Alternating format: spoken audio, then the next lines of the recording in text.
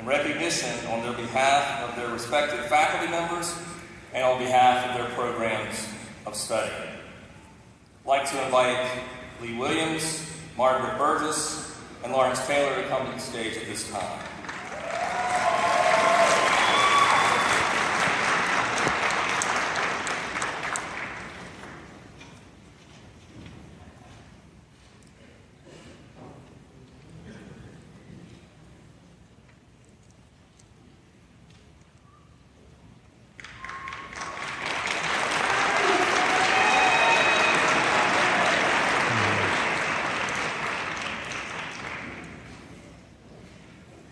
For the education program, the award winner is Lee Williams.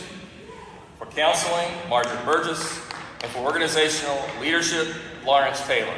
Please join me as we give a round of applause.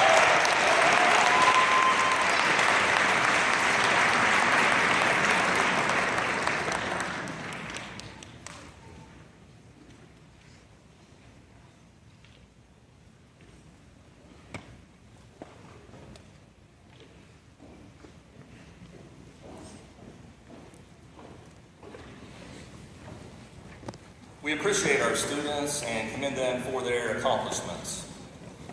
Also today, we want to recognize the other half of the equation, the professors. We have some of the most accomplished, seasoned, and dedicated faculty members in the field of higher education, and it gives me great pleasure to recognize some of them today. They were chosen to receive the President's Award for Excellence in Teaching and Service.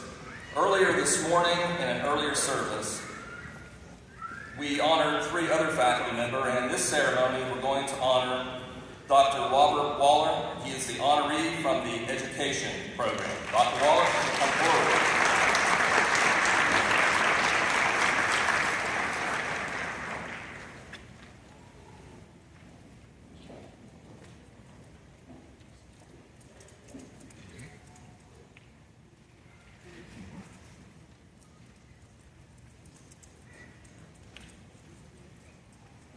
Graduates, why don't we please just stand and salute our professor with a round of applause.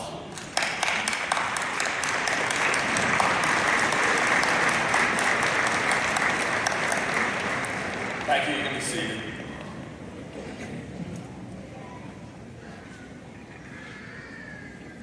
It gives me great pleasure now to introduce our commencement speaker, Dr. Jody Tarleton. Dr. Tarleton has worked in the field of mental health, counseling, and corrections for more than 25 years. She is a native of Atlanta, Georgia, and she has been a speaker at national conferences and learning institutes for over 15 years. Dr. Tarleton earned her doctorate in clinical psychology from the Georgia School of Professional Psychology, now at Argosy University. She specialized in forensic psychology. Dr. Tarleton now serves the university as an adjunct faculty member and began teaching for the university after she co-developed the MA degree in psychology with a specialty in professional counseling for the Georgia School of Professional Psychology. That was back in 1992. Please join me as we welcome Dr. Jody Tarleton.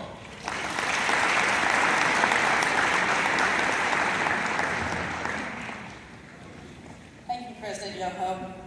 I also want to thank Dr. Fernandez-Vila, my department chair, distinguished faculty, family and friends, and the graduates of the Argosy class of 2014. I especially want to acknowledge any grandparents or great-grandparents in the audience. I certainly appreciate the opportunity to stand before you today and speak at this commencement. I consider this the pinnacle in my academic career. As I listened to Dr. Yoho recite my history, I thought about how I used to hand out my resume or my curriculum vitae to a potential employer. They would look at the jobs I've had, the opportunities I've been provided, and look back at me and say, "You look too young to have done all this." I want you to know that never happens to me now. Many of you may not know this, but I was the first student to ever receive a doctorate from this institution.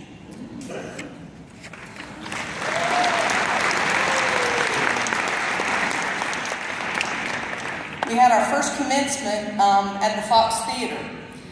And there were 39 master's students graduating and 9 doctoral students graduating. It was over 19 years ago, and I remember the feeling I had as I sat in the Egyptian ballroom of the Fox Theater, waiting to walk across that stage and be robed.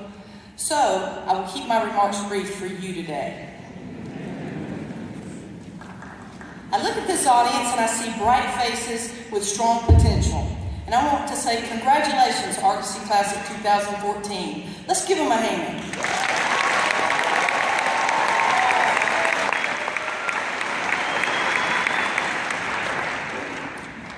You've worked hard and studied, and today marks the culmination of one of your dreams.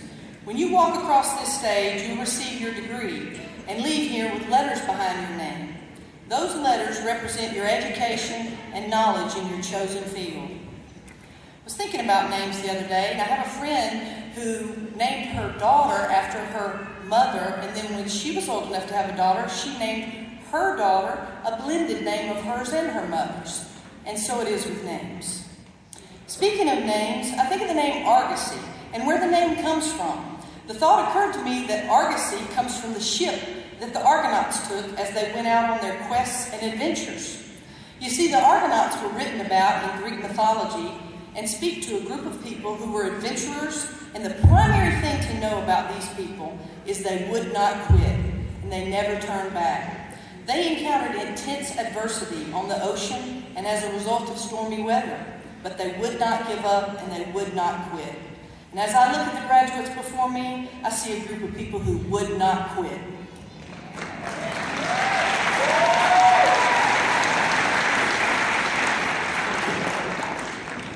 Take pride in your accomplishment. You deserve it.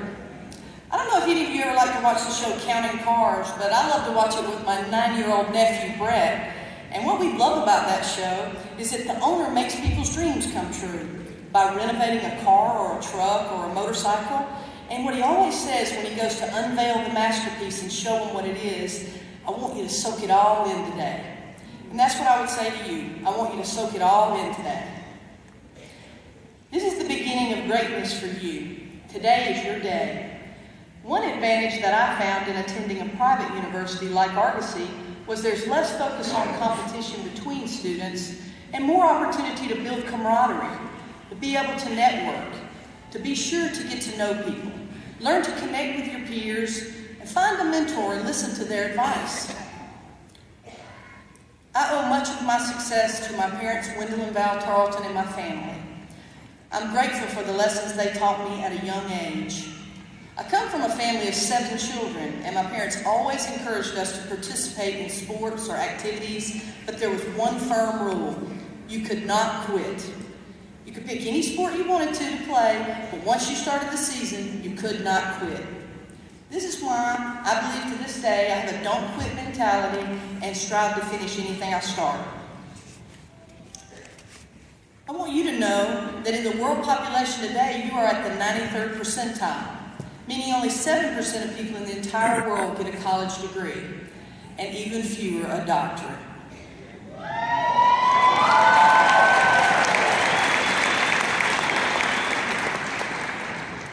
Your education sets you apart as a leader wherever you go in your chosen career. I've always believed that where much is given, much is expected.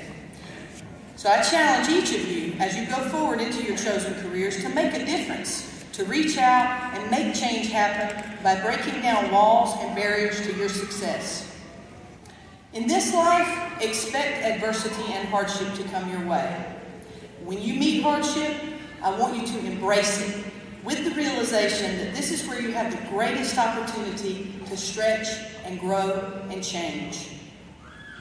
Your best bet at overcoming adversity in this life is to meet it head on with a positive attitude and resilience. Let your name be consistent with a good attitude and the ability to bounce back. You will be able to overcome any hardship you face. I have one recommendation for you, and that is to develop your mind, body, and spirit equally. To develop your mind, continue learning. reading, attending conferences, and taking the advice of those you admire with more experience than you in your field. To develop your body, exercise, eat nutritionally, and set aside time to rest and rejuvenate. To develop your spirit, have faith, meditate, and pray. And should you fall in love with someone, hold on to them with both hands. Enjoy the ride of life and be present. It's good to go after your dreams, but keep in mind, life is happening now on a daily basis. Don't miss it continually looking to the future. Keep dreaming and develop strategies which move you toward accomplishing your dreams. Take thought to action. My hope for you is as you are successful and achieve your dreams, you have a desire to give back to society. Be willing to serve and leave an impression in the area of philanthropy. I want to share a poem with you today that I learned as a senior in high school, and it has really stuck with me. It's called The Man in the Glass by Peter Dale Windrow Sr. When you get what you want in your struggle for self and the world makes you king for the day, just go to the mirror and look at yourself and see what that man has to say. For it isn't your mother or father or wife whose judgment upon you must pass, but the one whose verdict counts most in your life is the one staring back from the glass. Easy fellow to please, never mind all the rest, for he's with you clear up to the end. You've passed your most dangerous, difficult test if the man in the glass is your friend.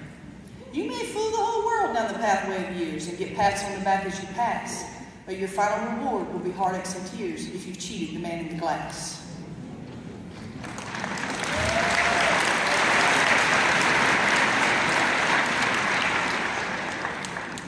Be true to yourself.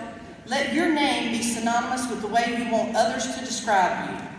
I wish you all much success. Argosy class of 2014, congratulations.